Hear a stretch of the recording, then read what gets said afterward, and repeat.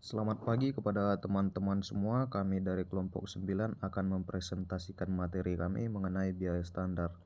Pertama-tama, saya akan memperkenalkan kelompok saya. Saya Rezeki Sembiring sebagai moderator. Jamerlan Saragi, Patul Hadi Angkat, Forsite Telam Banua. Yang pertama itu definisi biaya. Biaya adalah pengorbanan sumber ekonomi yang diukur dalam satuan uang, yang telah terjadi atau kemungkinan akan terjadi untuk tujuan tertentu. Definisi lainnya yaitu biaya adalah kas atau nilai setara kas untuk mendapatkan barang atau jasa yang diharapkan memberi manfaat saat ini atau di masa depan bagi organisasi. Dari definisi tersebut dapat disimpulkan bahwa biaya adalah pengorbanan sumber daya ekonomi yang telah terjadi atau potensial terjadi untuk mendapatkan barang atau jasa yang diukur dalam satuan uang yang diharapkan mampu memberi manfaat tertentu bagi organisasi.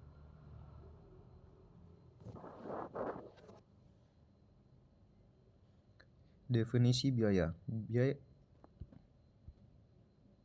Definisi biaya standar.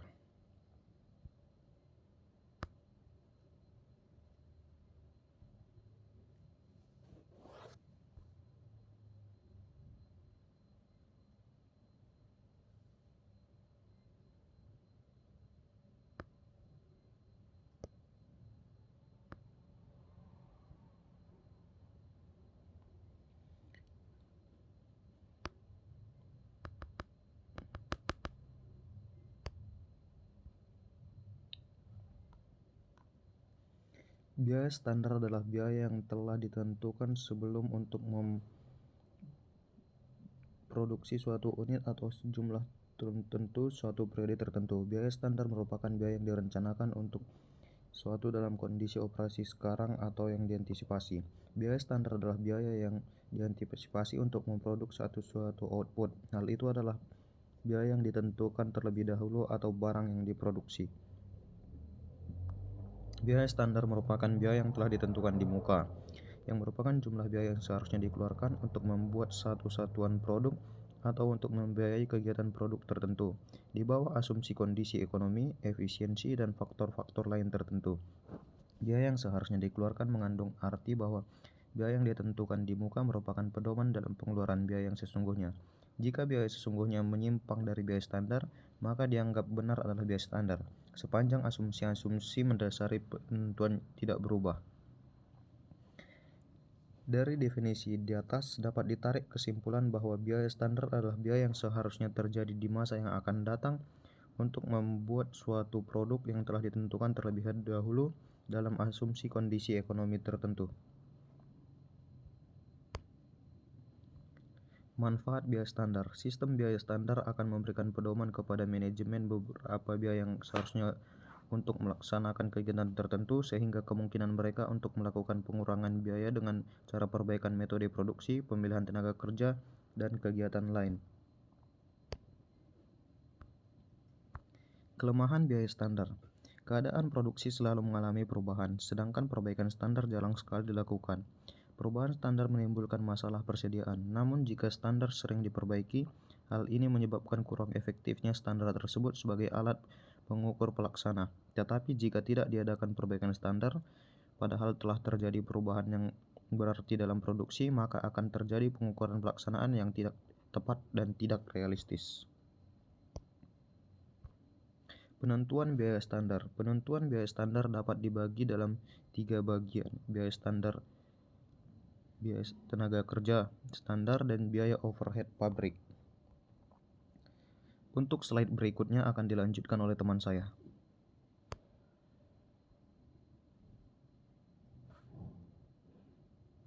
Satu, biaya bahan baku standar, yaitu terbagi menjadi dua, yaitu standar harga atau tarif bahan langsung ditentukan oleh: 1. Harga unit bahan langsung yang harus dibeli. 2. Perubahan harga yang terjadi selama tahun yang bersangkutan. 3. Suatu standar yang terpisah harus ditetapkan untuk setiap bahan. 4. Akuntansi biaya atau departemen pembelian. Dan yang bagian kedua, kuantitas standar bahan baku dapat ditentukan dengan: 1. Penyelidikan teknis. 2. Analisis catatan masa lalu.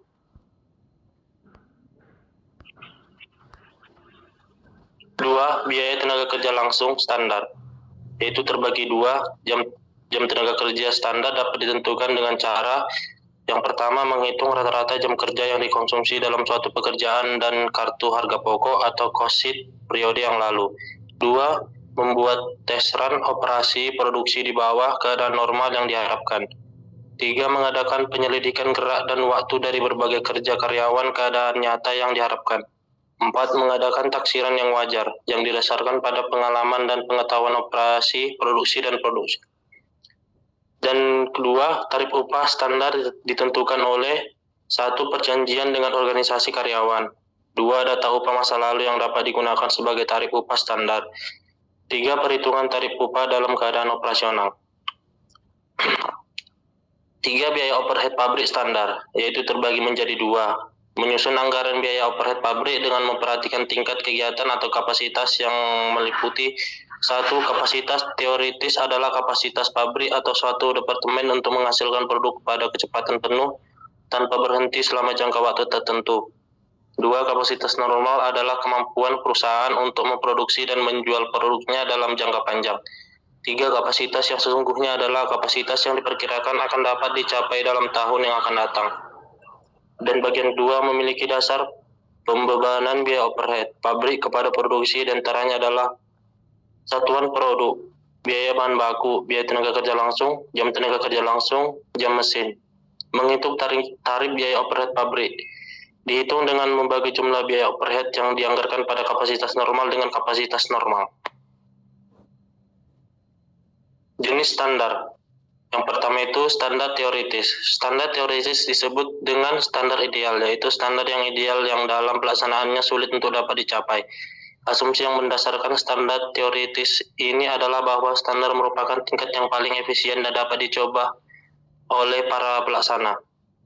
Rata-rata biaya waktu yang lalu. Standar ini cenderung merupakan standar yang longgar, sifatnya rata-rata biaya waktu yang lalu dapat mengandung biaya-biaya yang tidak efisien, yang seterusnya tidak boleh dimasukkan sebagai unsur biaya standar. Tetapi jenis standar ini kadang berguna pada saat permulaan perusahaan menerapkan sistem biaya standar.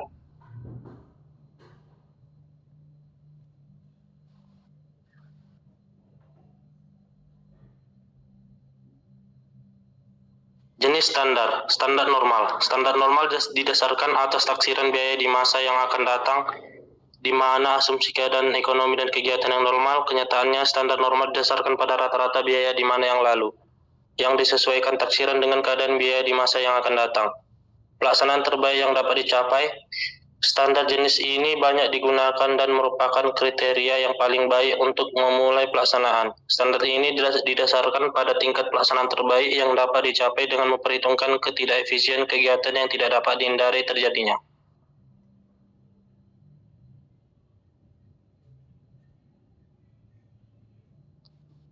Analisis selisih biaya sesungguhnya. Menurut Usri dan Hammer 1992 bagian 100, untuk setiap jenis bahan baku langsung operasi pekerja maupun overhead pabrik yang didepartementalisasi, biaya aktual diukur atau dibandingkan terhadap biaya standar, sehingga kemungkinan besar akan menyebabkan adanya perbedaan. Perbedaan ini akan dianalisis dan diidentifikasi sebagai selisih biaya standar apabila biaya aktual melebihi biaya standar. Selisih ini disebut tidak menguntungkan karena hal ini akan memperkecil, sebaliknya jika biaya standar lebih besar daripada biaya aktual. Selisihnya disebut menguntungkan karena akan memperbesar laba. Selanjutnya akan dibacakan oleh teman saya. Baik, saya akan melanjutkan presentasi kami. 1. Selisih bahan baku langsung. A. Selisih kuantitas. Perbedaan antara kuantitas sesungguhnya dari bahan baku langsung yang dipergunakan dengan kuantitas standar yang disyaratkan, dikalikan dengan biaya standar per unit. Kuantitas standar yang disyaratkan adalah kuantitas bahan baku langsung yang telah ditentukan di muka yang seharusnya dikeluarkan untuk 1 unit barang jadi dikalikan dengan jumlah unit yang diproduksi. Persamaan untuk selisih kuantitas bahan baku langsung adalah sebagai berikut, di mana selisih kuantitas bahan baku langsung dikalikan kuantitas sesungguhnya dikurang kuantitas standar dikalikan harga per unit standar. B. Selisih harga.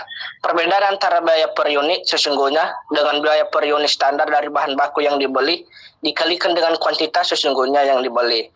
Persamaan untuk selisih harga bahan baku adalah sebagai berikut, yaitu selisih harga bahan baku sama dengan harga per unit sesungguhnya dikurang harga per unit standar dikali kuantitas sesungguhnya yang dibeli.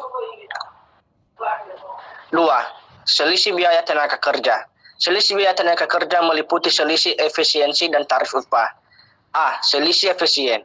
Selisih efisien adalah perbedaan antara jumlah jam tenaga kerja langsung sesungguhnya yang digunakan dan jumlah jam tenaga kerja langsung standar yang disyaratkan dikalikan dengan tarif upah tenaga kerja standar, dan standar yang disyaratkan adalah merupakan jumlah jam tenaga kerja langsung yang seharusnya diperlakukan dalam produksi satu unit barang jadi dikalikan dengan jumlah unit yang diproduksi, di mana selisih efisiensi TKL sama dengan jumlah jam sesungguhnya, jumlah jam standar yang disyaratkan dikali tarif upah standar. B. Selisih tarif. Selisih tarif adalah perbedaan antara tarif upah kerja yang sesungguhnya dengan tarif upah kerja standar dikalikan dengan jumlah jam kerja sesungguhnya yang dipergunakan. Di sini jumlah kerja sesungguhnya yang dipergunakan dipakai dan bukan jumlah jam kerja standar yang disyaratkan, karena kita menyelidiki perbedaan biaya yang terjadi karena adanya perubahan tarif upah kerja dan bukan jam kerja, di mana selisih tarif TKL sama dengan tarif upah sesungguhnya dikurang tarif upah standar dikali jumlah jam kerja sesungguhnya. 3. Selisih biaya overhead pabrik. Tarif overhead standar dihitung dengan membagi jumlah biaya overhead yang dibudgetkan pada kapasitas normal dengan kapasitas normal. Selisih biaya overhead pabrik merupakan selisih antara overhead pabrik sebenarnya dengan biaya overhead pabrik standar yang terjadi pada tingkat produksi yang ingin dicapai. Baik, dilanjutkan oleh kawan kami Chamberlain. Baik, saya akan melanjutkan. Contoh 2. PT X menggunakan sistem biaya standar. Biaya bahan baku standar per unit produk ditentukan sebesar 100 kilo Rp 500 perak. Biaya bahan baku sesungguhnya untuk memproduksi 1000 unit produk dalam bulan Januari 2021 adalah sebanyak 90.000 kilo sama dengan 550 perak. Dengan demikian, biaya bahan baku standar dan biaya bahan baku sesungguhnya dalam bulan Januari 2021 disajikan dalam gambar 1.3.2. Jika biaya bahan baku standar dan biaya bahan baku sesungguhnya tersebut dalam gambar 1.3.2 digambarkan dalam suatu grafik, maka akan terlihat perhitungan selisih harga dan selisih kuantitas seperti tercantum dalam gambar 1.3.3. Data biaya bahan baku standar dan biaya bahan baku sesungguhnya, kuantitas, harga per kilo. Biaya bahan baku standar 100 kilo, sesungguhnya 90 kilo, standar 500 perak, sesungguhnya 550 perak. Selisih harga dan selisih kuantitas dalam model 2 selisih. Selisih harga 1 HST kurang HS kali KS 500 perak dikurang 550 kali 90.000 kilo sama dengan 4.500.000. HS-nya 550 perak, HST-nya 500 perak. Selisih kuantitas atau KST kurang KS kali HST sama dengan 100 kilo kurang 90.000 kilo kali 500 sama dengan 5 juta rupiah. 90.000 kilo KS, 100 kilo KS, KST. Dalam model ini, selisih antara biaya standar dengan biaya sesungguhnya dipecah menjadi 3 macam selisih. Berikut ini. 1. Selisih harga. 2. Selisih kuantitas. 3. Selisih harga atau kuantitas. Model 2 selisih menjadi tidak teliti untuk memisahkan selisih harga dan selisih kuantitas jika harga dan kuantitas standar masing-masing lebih tinggi atau lebih rendah dari harga standar, namun sebaliknya harga sesungguhnya lebih rendah dari harga standar. Hubungan harga dan kuantitas standar dengan harga dan kuantitas sesungguhnya dapat terjadi dengan 3 kemungkinan berikut ini. Yang pertama, harga dan kuantitas standar masing-masing lebih besar atau lebih kecil dari harga dan kuantitas sesungguhnya. 2. Harga standar lebih rendah dari harga sesungguhnya. Namun sebaliknya, kuantitas standar lebih tinggi dari kuantitas sesungguhnya. Yang ketiga, harga standar lebih tinggi dari harga sesungguhnya, namun sebaliknya kuantitas standar lebih rendah dari kuantitas sesungguhnya. Dalam model 3 selisih, rumus perhitungan selisih harga dan selisih kuantitas tergantung dari jenis hubungan harga dan kuantitas standar dengan harga dan kuantitas sesungguhnya tersebut di atas. Harga standar dan kuantitas standar masing-masing lebih tinggi atau lebih rendah dari harga sesungguhnya dan kuantitas sesungguhnya. Rumus perhitungan selisih harga dan selisih kuantitas dalam kondisi harga standar dan kuantitas standar masing-masing lebih rendah dari harga sesungguhnya dan kuantitas sesungguhnya dapat dinyatakan dalam persamaan berikut ini. SH sama dengan HST kurang HS kali KST.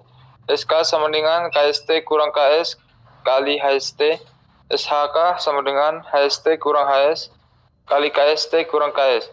Untuk menghitung selisih harga, untuk menghitung selisih kuantitas, untuk menghitung selisih hubungan yang merupakan selisih harga atau kuantitas. Untuk memberikan gambaran perhitungan selisih harga dan selisih kuantitas dengan model 3 selisih dalam kondisi harga standar dan kuantitas standar masing-masing lebih rendah dari harga sesungguhnya dan kuantitas sesungguhnya, silakan mengikuti perhitungan dalam contoh 3. Contoh 3, biaya bahan baku standar dan biaya bahan baku sesungguhnya disajikan dalam gambar 1.3.4.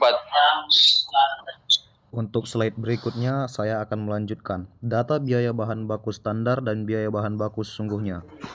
Yang pertama itu kuantitas. Di dalam kuantitas itu terdapat standar sebanyak 90.000 kg, sesungguhnya 100.000 kg, harga per kilogram terdapat standar sebanyak 500.000, sesungguhnya 550.000. Dari gambar tersebut terlihat harga standar lebih rendah dari harga sesungguhnya dan kuantitas standar juga lebih rendah dari kuantitas sesungguhnya. Perhitungan selisih harga kuantitas dan kondisi kuantitas dan harga standar masing-masing lebih rendah dari harga sesungguhnya. Kita dapat melihat hal tersebut di dalam tabel berikut. Selisih harga atau HST dikurang HS dikali KST. 550 dikurang 500 dikali 90.000 sama dengan 4.500.000 rugi. HS sebanyak 550, HST 500. Selisih harga per kuantitas sama dengan HST dikurang HS dikali KST dikali KS.